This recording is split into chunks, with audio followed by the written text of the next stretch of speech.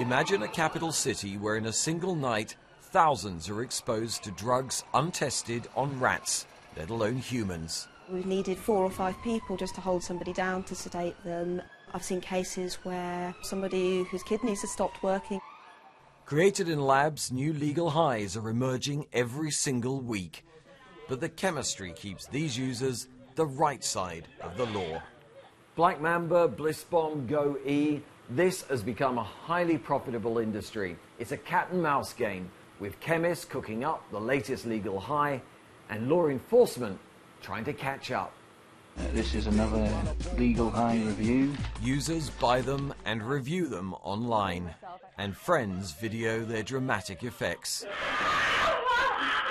The doctors and toxicologists left to identify what's in them are getting scared.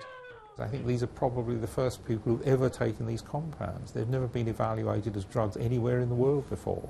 They can't possibly know the risks of the compounds they're taking. Nobody does.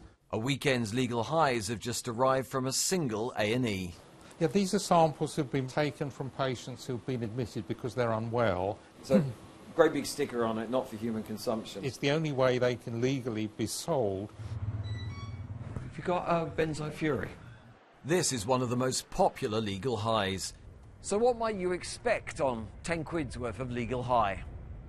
19-year-old Katie Wilson got more than she ever bargained for.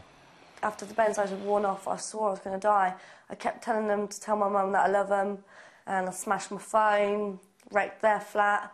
I was possessed. It wasn't me in my head. Do you remember running naked through Tesco? No, because I was kicking and punching a lot when they were trying to carry me out. They had to put me on the floor.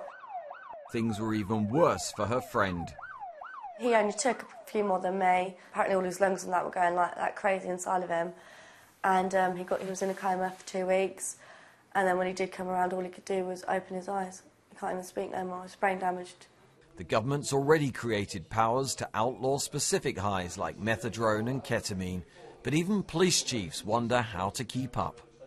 Kids are sending round party invites with a link into buy your drugs.